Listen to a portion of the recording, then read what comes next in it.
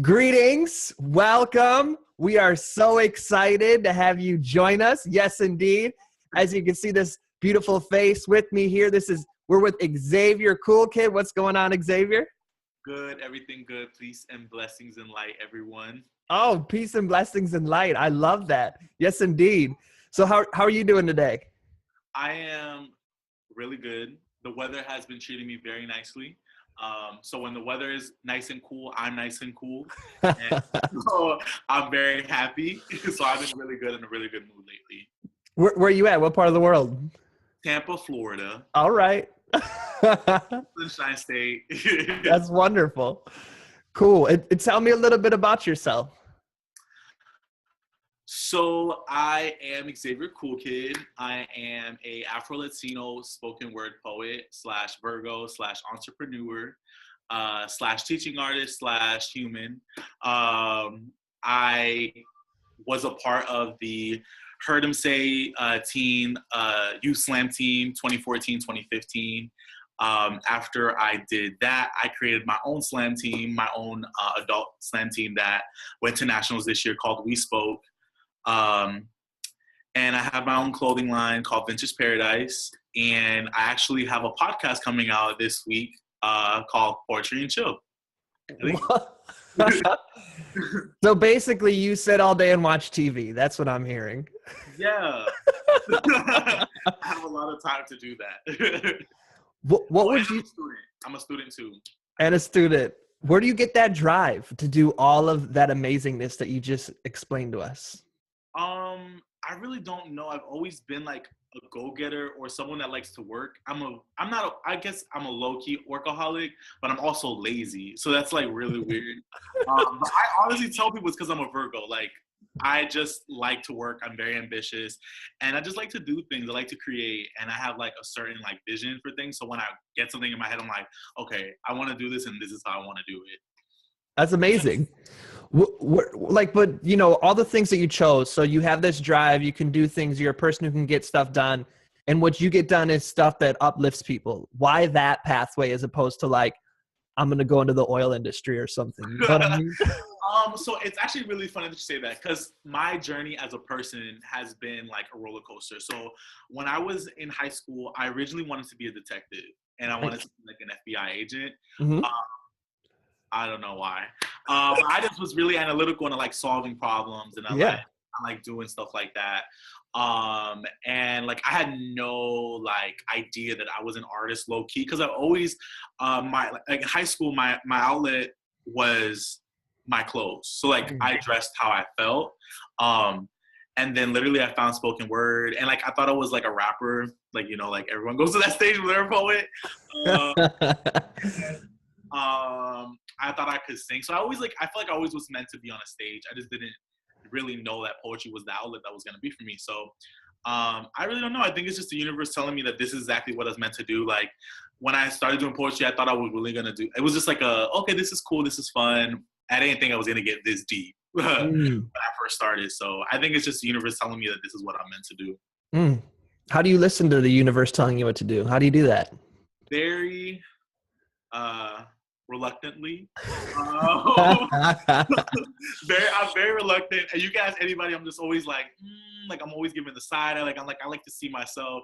But I just literally live and like I'm an overthinker, so I overthink things. I'm like, well, maybe I should do this, maybe I shouldn't do this. And the universe literally is like, nah, bro, I'm setting this up for you a certain way. And literally I just live my life and like I see the signs. Like I really thought that I wasn't going to be doing this long, and it's been my third year. Like December was my third year doing spoken word, so I just follow it reluctantly. Reluctantly.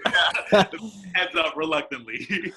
You seem like a pretty joy-filled person for doing something reluctantly, though. I love what I do. I'm very blessed and honored to do what I do. I know that a lot of people don't even get the chance to be heard. So the fact that people come to, I tell this to people all the time, the fact that people come to a show to listen to me is mind-boggling. Like to listen to what I have to say, like who am I? Like, so I'm very blessed and honored to be able to speak and be heard. So I'm always about it. That is definitely a blessing to speak and to be heard. And speaking of spoken and being heard, you want to speak some words so we can hear it? Okay. All right. So this is my self-love poem. I think I'm just gonna name it a love poem to a poet from a poet. Um, Congratulations, you made it. You have completed the impossible. You have defeated everything that has tried to kill you. Believe it or not, in this moment, you are loved. Did you know? The oxygen loves your body so much, they decided to hug your lungs, go through your heart, and live in your veins. You are a walking museum, and people can't help but stop to admire your beauty. Have you stopped to admire your beauty? Your light is so bright that sometimes I need sunglasses just to look at you. You may think no one notices, but I see the way you supernova your way around a room. So shine on, be the brightest star in your galaxy. I know that it's easy to attract black holes, but you are a gravitational pull of positive energy. You gotta thank your lucky stars for that body, honey. Did you know that your brain is made of 80% water? So don't forget to take a cool dip in your positive thoughts. Even when the currents of self-doubt are trying to drown you, you just gotta keep swimming. You just gotta keep pushing. Your muscles were made to withstand 200 pounds of pressure.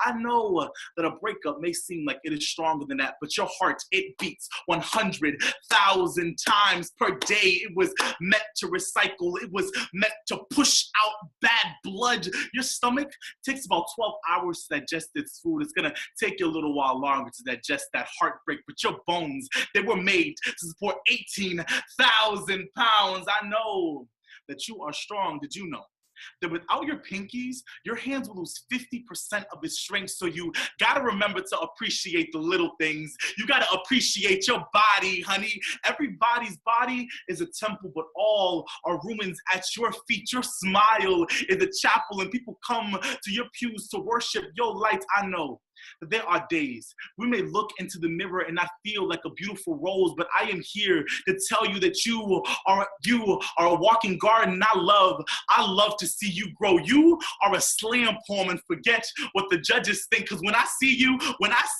all I see is a 10, a 10, a 10, and a 10. I wrote this poem as a love letter to myself. And you are a reflection of this poet on this stage. Life is just one big poetry slam, and sometimes you win, sometimes you lose. But I promise you, when I get off this stage called life, when you get off this stage called life, when we get off this stage called life, no matter what the scorecard says, we are gonna be a perfect 30. Thank you. Hey! Where's my hair tie? My hair is just going crazy. This is why I put my hair up when I slam, because this is too much. It's part of the aesthetic. You're all good. That was mad powerful and inspirational. Thank you. I bet people go crazy with that one, huh? It's fairly new. Like, I've only slammed with it 3 times, and it's been pretty good. Like, I usually do it a lot when I go like in features, and like when I'm just performing in front of like new crowds. I think it's a lighthearted piece. I wrote the piece after my breakup, and I just feel like I needed some of that like energy, like loving energy that I lost type thing that I could give myself. So I just really write it. Like, it's a really good feel-good poem. It's my favorite poem right now. I just feel really good performing it, and other people feel good when they listen to it. So. Yeah, I can't imagine that there's a frown in the building at the end of a poem like that. You'd have to be trying to be in a bad mood, you know? Thank you. There's a lot of like facts and, you know, like science in your poem. Tell me about that. So I think people forget that being human is an incredible thing. Like, we go through life forgetting that we are living beings, but we're so unique and special, and our body is so strong but so delicate at the same time. Like, you know what I'm saying? Our bodies are so strong, and we forget that, and we take that for granted. And like ableism, like a lot of things that we can do, a lot of people can't do, like walking. So I wanted to like just hone on like the little things. Like, there's a lot to be happy about, even though this like a lot of bad things in the world and a lot of bad things are happening to us. There's a lot of things that are around us every day that you should be grateful for. So my body is definitely one of them, because this is my, my temple. Yeah. So I wanted to talk about the body and how to be grateful for it. Like, even though, like, you're going through these bad times, like, you have a heart, you have a brain, you have hands, there's certain things you got to be grateful for. So that's why I talked about the body a lot in that poem. That's powerful. I love the pinky. You lose 50% of your strength, so be grateful for the little things. That's wonderful. Yeah, that's my favorite line too. What would you say are some little things that you're grateful for on your artistic journey? I mean, like I said, just being able to be heard. Mm. I'm grateful for Wally B. Without Wally B, I wouldn't be here. And Jamie Dawson. Jamie Dawson is the person that drugged me into this art, pretty much. But just being able to be heard. Another thing that, like, really touches me is, like, when people come up to me and tell me that I have a gift. Like, it just, when someone else affirms that you're doing the right thing, I'm grateful for. I'm grateful for, I don't know. That's pretty much the big things, just like being heard and, like, being affirmed. Like, affirmation is a big thing for me. I believe that when you affirm somebody, like, you make them feel like they're doing the right thing. Yeah, so I'm grateful for affirmation, Wally, and being heard. That's amazing. I like how you literally gave a shout out to 2 previous features. We must be doing something right here at the expression session.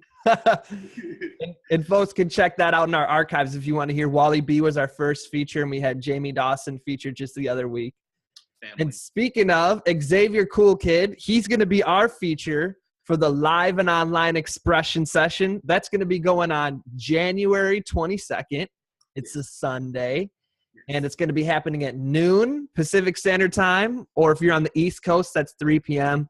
If you're in Nigeria or in London, that is 8 p.m. So you can join us live. Just head to tomearl.com/events to check it out. Yes, indeed. Speaking of, would you be interested in sharing another brilliant poem with us? Yes. Can I do a short, like a 1 minute? It is completely up to you, my friend. This poem, I wrote a 1 minute, and, like, the only reason why I want to do the 1 minute part is because I don't want to mess up because I wrote it originally as a 1 minute and then I added to it, but it's a little shaky, so I'm just gonna do the 1 minute part, and I don't want to mess it up for y'all. But it's called Curly Ancestries.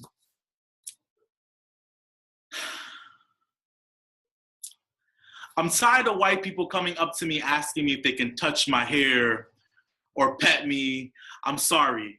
I don't take it as a compliment when you come up to me telling me you wish you had my curls, I promise you. If you knew what my ancestors went through to give them to me, you would change your mind. Yes, it is racist for you to come up to me at a poetry show, run your fingers through my hair, without asking for my permission. These curls are living, breathing ancestors. They're a constant reminder to never forget where I come from. Caribbean sun and back-broken sugarcane. The reminder that white boy with the same hairstyle considered fashionable and chic, but brown boy with curls considered unprofessional and beast-like. I guess that's why they ask if they could pet me, but the answer is no. Your fingertips were not Christopher Columbus, my scalp, because these curls, these ancestors are a constant reminder that my hair was the only thing your palms could not colonize. That was it. Oh, yes. What was that line? Christopher Columbus does what? You will not Christopher Columbus my scalp. Oh, yeah. That's mad powerful. That poem is literally based on a true story. I was at an open mic one night, and this woman came up to me, and, like, she tried to touch my hair. And, like, I was like this, like, I backed up from her, and she was like, "Can I pet you?" And I said, "Excuse me?" Wow. And she was like, "I'm just really sorry, like, your curls are so pretty, and, like, I just really want to touch them. They look really soft." And I was like, "I'm sorry, I wouldn't feel comfortable you petting me or touching my hair." So that's why I wrote that poem. Oh my God. Yeah. It happens, y'all. Oh my gosh. If only people could have like a quiet room to hear their thoughts reflected back to them before they said them. Yeah. I really wish I could, like, spit that poem to her, but, like, it was just like, like a random person at a show one time and never saw her again. So. You're like, actually, I have a poem exactly about this question. Do you have a minute? Yes. Literally a minute. Yeah, and it's so funny. Like, I went to Halloween Horror Nights with a group of friends, and this woman came up to my friend, who he's also Afro-Latino, and she like touched his hair, and like we were in line waiting for one of the haunted houses, and you know, he got a little ugly with her. He said, "Don't effing touch my hair," and like she was like really bummed by it, but like she was like really bummed, but like not in a disrespectful way, like, I didn't even do anything, like, blah, blah, blah. So I spit that poem, like, and I did it out loud in the line, and I made sure she heard it. So, yeah. That is so awesome. I guess I was being petty, but, like, you should know, not, like, that's invading someone's space. Like, you just don't go up to random people touching them. You just don't, so. And I think as you named in your poem, it's also racist. You know what I mean? It's a racist act. And if you know, and what you pointed out in your poem too, I don't know if you knew me then, but I used to have locks down to my hips, and oh, I'm sorry, go ahead. No, I was gonna say I saw pictures, but I didn't, like, we didn't know each other like okay that. I saw evidence of this. And exactly what you said is that, you know, I would go to an interview and my hair would be viewed as like cool, or he's expressing himself, or it's how he'll relate to the kids. Whereas when I talked to my Black colleagues, they were like, I was so nervous about my hair before I went for my interview. And like when I get pulled over by a cop, it's like, oh, nice hair, versus like automatic assumption that it's dangerous. So it's like, I can just give from my lived experience of having locks for 9 years that is exactly correct. Yes. You know what I mean? So appreciate you sharing that. Thank you. Isn't it amazing how in a minute with some well-intentioned words, you can just create a space for an aha moment and transformation? Well, it's so funny because like I said, the universe be telling you, I believe highly in the universe. I was doing a competition called Texas Grand Slam. Yeah. And like I had to have a 1-minute poem. And this is like, when I did Texas Grand Slam, it was probably like I was doing slam for a year and a half, maybe about to be 2 years. So like I was used to being V time, and I was never like a 1-minute poem. I was like, what is that? And literally like 4 or 5 days before I left to the goal to compete, that happened, and I wrote that poem. That's amazing. Yeah. Is that where you have to do like a 4-minute poem, a 1-minute poem, a 2-minute poem, and a 3-minute poem? That's iWhips. Okay. Texas Grand Slam, they have like a similar format. The first bout in the first night is a 3-minute and a 1-minute. And then in the second bout, it's 3-minute, 3-minute. And then at finals, it's 3-minute, 2-minute, 3-minute. iWhips is where they go through like 1, 2, 3, 4, 5. Okay. And for folks who, we've been talking about slam a lot. So what is slam for you? For folks who are like, what's this slam? I'm glad you talked about that. Y'all can actually tune into Poetry and Chill because we'll be talking about that. So actually this week we have, in our Poetry and Chill, my podcast, we have 3 segments. So it's going to be pop culture, poetry/art lifestyle, and social justice. And this week I'll be talking about the difference between open mic and slam. Slam poetry is just competitive poetry, and there is no like format to it, except you have to be 3 minutes and 10 seconds. Okay, thanks you. That was rude. You said competition. Yeah. So it's 3 minutes, 10 seconds. After you go over, like once you hit 3:11, every 10 seconds you go over, it's a 0.5 time penalty. And there's 5 judges, random judges in the room that don't know you, and they are judging your work from a scale of 1 to 10 with decimal points, Olympic style. Drop the lowest and the high score to accumulate the 3 middle. And yeah, like the best way that honestly, like people think that there's like a trick to slam. I really think that you just gotta find your voice and your cadence and your lifestyle, because the most unique people do the best in slam. That's what I've learned. But yeah, slam poetry is competitive poetry. It's really fun. It's really dope to go watch. If you haven't been to a slam, try finding a local poetry venue. I do recommend it. Yeah. That's awesome. Thank you for that succinct explanation. A lot of people say that doing competitive poetry or slam, that it changes you as a writer. Do you agree, disagree? What's your thoughts on that? I agree. I think it could either change you for the worse or for the better. When I started doing poetry, um, I really didn't know like what to expect. Like I didn't know that this art form was so diverse. Just a little background. So I started doing poetry 2014, my senior year.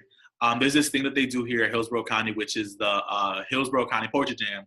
And at my school, I went to a Title I school. You know, it was uh, a low income school. A lot of the arts isn't valued at that school. Sports, ROTC, stuff like that was valued.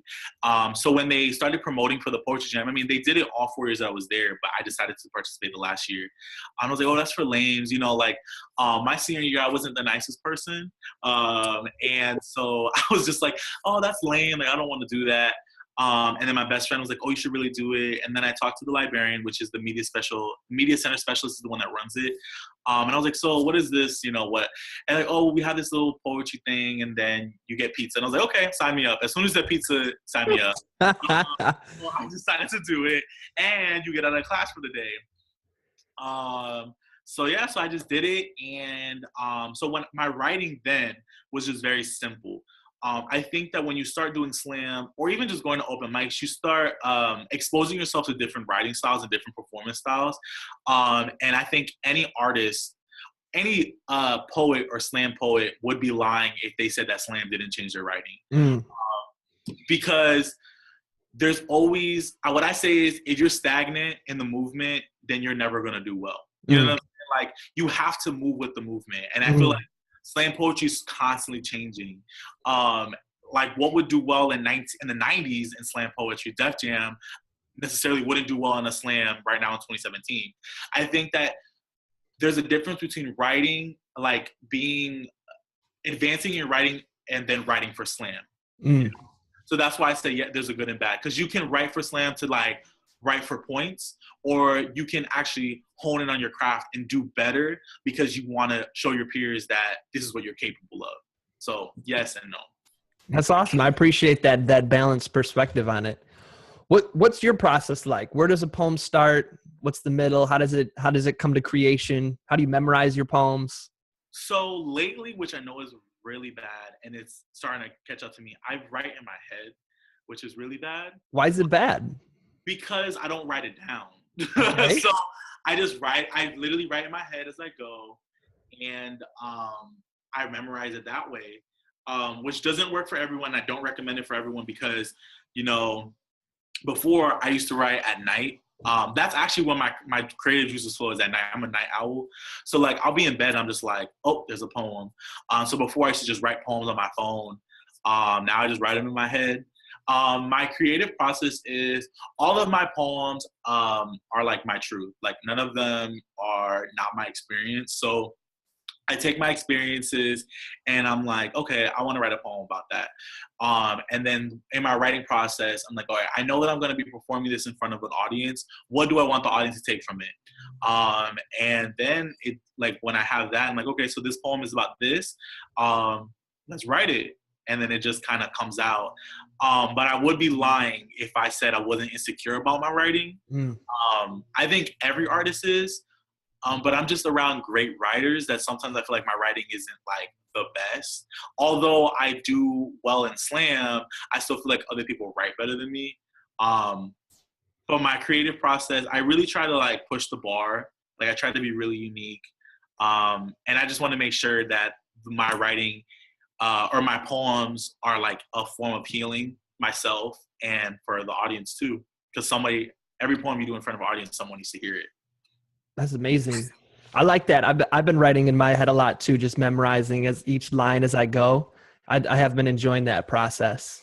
It's cool. Like it's like really like you're like and like literally you just do it all in your head. And like and I don't write because I feel like it takes too much for the stuff to come out. Like as stuff is my mind just goes so fast. So that's why I used to do it on my phone because it was easier for me to type fast. But I just hate writing down poems. But Wally is forcing me, and I'm gonna do it, to write my poems down in a book, just so like I have them to look back on. Yeah. but I'm just so lazy. But I'm gonna do it though. I'm gonna do it. Have you ever heard a poem that did exactly what you just said, that it healed or inspired you or transformed you in some way? Yeah, a lot of poems. Think of one. Honey Sanaa's poem.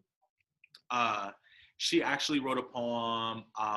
She did it at the WALP's Last Chance Slam. Mm-hmm. And is that Woman of the World? Yes. Okay. And it's on Slamfy, and I think it's telling the truth even when it hurts. And it's about her like how she sees herself, like her body image. Mm-hmm. And she talks about her experience, and that was one of the first poems that I like cried in, and I was watching it on my phone. And so that poem moved me to write a poem about my body, because I have like an insecurity with my body and like how I see myself. That's why like I dress the way that I do. Like I'm very kind of like very primed, and I like make sure that how I present me is the way that I want people to see me. So I wrote a poem about that. And that was one of the first poems, and that was like 2 years after me doing poetry, that actually like moved me. Yeah. Well, I appreciate you sharing that. Thank you. Would you mind doing closing us out with the last poem? Yeah, let me think. I kind of want to do my Florida poem, even though it doesn't have to do anything with self-love. So this poem is called The Sunshine State. Welcome to the Sunshine State, the state that you'll never want to leave, where the sun burns hot and the hate of our racist governor burns even hotter. Here in Florida, we're known for our beautiful white sand beaches and our constant need of gentrification of our colored communities, but we don't like to use the G word. We just call that refurbishing our state, washing our hands clean of cultural genocide. Blood doesn't taste good as key lime pie. Here in Florida, we like to keep our tourist areas just like our beaches, white and spotless. We won't show you what we don't want you to see, only Disney World and Universal. Ignore the bullets. We try to clean up as best we can. Although we do hate the blood, we are proud to announce that Florida is not only home to the happiest place on earth, but also the site of America's deadliest mass shooting. Hashtag Orlando Strong.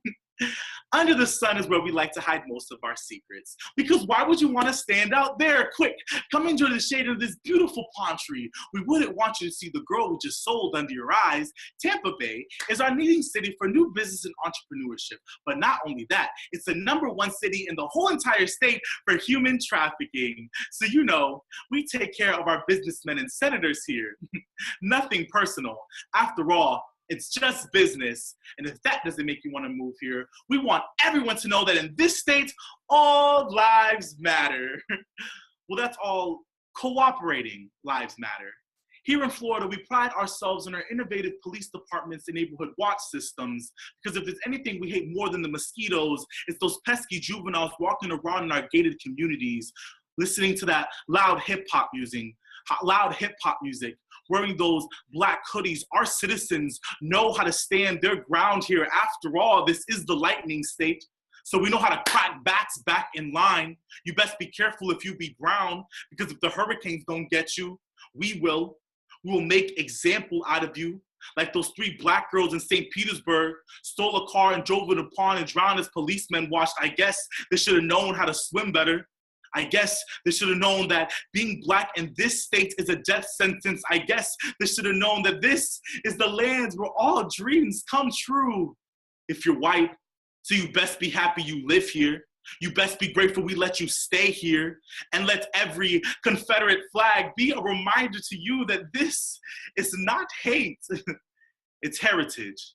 Let it be a reminder that this is a citrus, melancholy truth that Florida is known as the Sunshine State, because it provides the most shade for the ugliest mess. Yes. Wow. Thank you. There was so many like, yeah, oh, that line, oh man. And just the way like the tone shifted, you know, it went from like an infomercial to like a but the real deal. They're like Hunger Games, like, you know what I mean? Thank you. Yeah, that's also another new poem. It's fairly new. And there's so many tragedies that happen, it seems constantly, that you forget, like all the ones you name. I'm like, damn, oh man, oh, you know what I mean? Yes, it's just like, I mean, this state, I'm not from Florida. I'm actually from Boston. I moved here when like 11 years ago.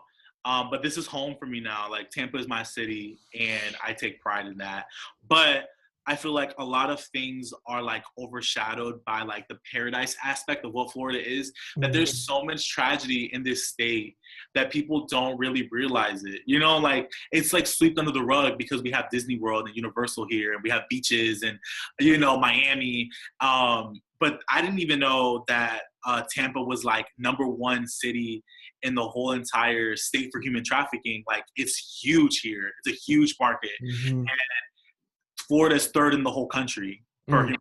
You know what I'm saying? Like that aren't being told to the people. And like, so when people don't know about it, people don't really think about it. So I wrote that poem for people to know that there's some ugly stuff that happens here in Florida. It's not only, you know, rainbows and gumdrops here.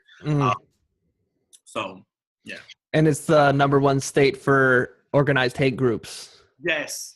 There's like 358 hate groups here. Do you know what's the state with the second most hate groups? What would you guess? I would think Tennessee. Tennessee? Probably. I mean, maybe. Which state would you say would be the least likely to have the second most hate groups? I would just say Alaska because ain't nobody live there. Alaska? Okay, that makes sense.